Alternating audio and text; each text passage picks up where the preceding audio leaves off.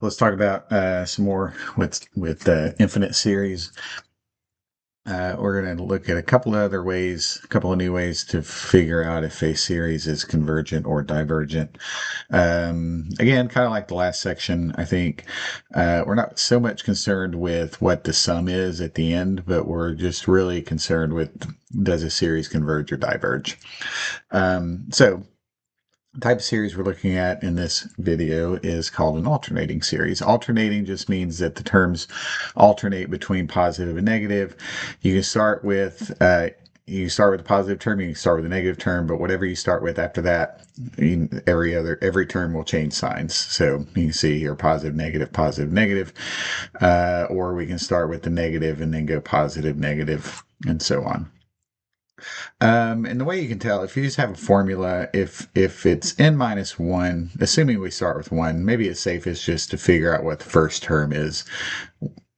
But normally if you start with n equals 1, then if this exponent with the negative 1 is in n minus 1, then you're starting with negative 1 to the 0, which is a positive term. If you start with negative 1 to the n, then you start with the negative or an odd exponent, which will give you a negative first term. So if you're just given a formula, maybe figure out the first term to see if it's positive or negative, if that matters. It usually doesn't matter, really. But that's what an alternating series is. Now, as far as deciding if these series converge or diverge, we can use what's called the alternating series test. And with the alternating series test, you're really not worried about the negative 1 to the n or n minus 1.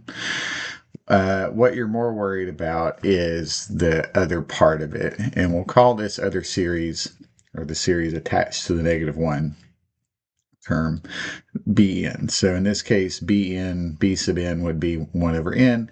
In this case, it'd be n over n plus 1. And so that's really what you're looking at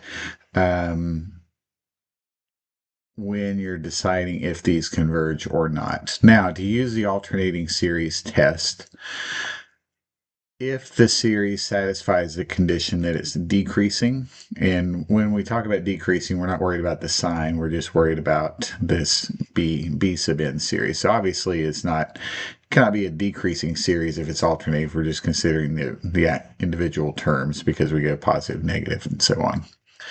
But for the Bn, if it's a decreasing series for all n, and if the limit as n goes to infinity goes to 0, then the series will be convergent. So it's a pretty simple test.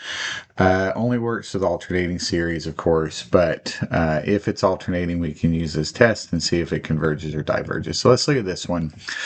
This is negative 1 to the n minus 1 over n. Does the series converge or diverge? Well, let's look at the two conditions. So is it decreasing? And the Bn that we're looking at is just 1 over n. So clearly this is a decreasing sequence or series. Decreasing sequence, I should say. So we start with 1 over 1, 1 over 2, 1 over 3, so on. So we do have a decreasing sequence. So it is decreasing. Now, as you take the limit, as n goes to infinity, does this 1 over n sequence go to 0? And it does. So these two are both are satisfied. So we can conclude that this series does converge. So pretty easy when we have the alternating series. Let's look at another one. So here we have negative 1 to the n, 3n over 4n minus 1. So our Bn series is 3n over 4n minus 1. So is this a decreasing sequence? Well, if you're unsure, I mean, you can look at a few terms. So if we write out the terms of this sequence, the first term would be 3 over 3, so that would be a 1. The next term would be 6 over 7. The next term would be 9 over 11. And so it does look like it's decreasing. You can also take the derivative and check that way. So if we take the derivative of 3n over 4n minus 1, we get 4n minus 1 times 3 minus 3n times 4. And we get 4n minus 1 squared on the bottom. So this gives us 12n minus 3 minus 12n, 4n minus 1 squared. So this will be negative 3 over 4n minus 1, which is negative for all n. So this is a decreasing sequence. So condition 1, decreasing, is satisfied. Condition 2, however, if we look at the limit as n goes to infinity, 3n over 4n minus 1, this will go to 3/4. So that is not 0. So that tells us that this diverges. Okay.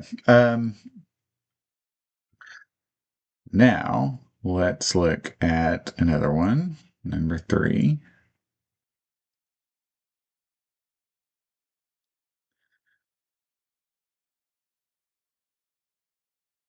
So we have negative 1 to the n plus 1 over n squared, or times n squared over n cubed plus 1. So let's look at, so we have bn is n squared over n cubed plus 1. I think it should be obvious this one is decreasing. When we have the bigger exponent on the bottom, it's going, this will eventually go to 0. So we can say this is decreasing. If you want, you can take the derivative and check it yourself, but it is decreasing. Now the limit as n goes to infinity, and we already said this is going to 0. So when the bigger exponent's on the bottom, no square roots, nothing weird going on, this will go to 0 as well. Now, so that tells us that this will converge. Okay, so these are pretty easy. Two things to check. The first one might take a minute, depending on what the series looks like. Sometimes it's obvious it's decreasing. Other times it's maybe not obvious. Probably safer to take the derivative than to just write out the first couple of terms. Although normally if you write out the first couple of terms, that probably will be okay too. But if you want to be safe, check the derivative, see if it's negative as n goes to infinity, or as x goes to infinity if you like. Okay, the next thing we're going to look at is what's called absolute convergence. So a series is called absolutely convergent if the series of absolute values is convergent. So we have a series, it actually could be alternating, or it could not be. It could just, some terms are positive, some terms are negative. But if we then take the absolute value and make all the terms positive, if that series is convergent, then we'd call this one absolutely convergent. Now, this one may or may not be convergent, but absolutely convergent just means that the positive terms will converge. So, test negative 1 to the n minus 1 over n squared for convergence. Well, if we look at the absolute value of this, what do we get?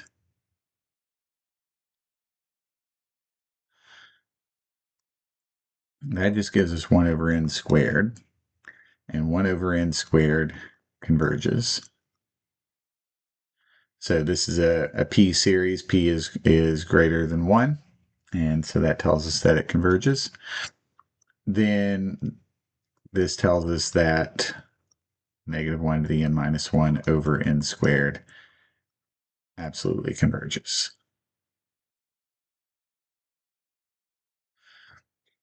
All right, then we have what's called conditional convergence.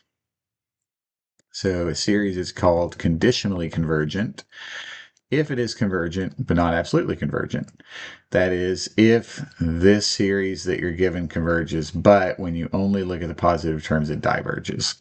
So we know that, we saw this one earlier, negative 1 to the n minus 1 over n converges, but it is not absolutely convergent because the corresponding series of absolute values is just 1 over n.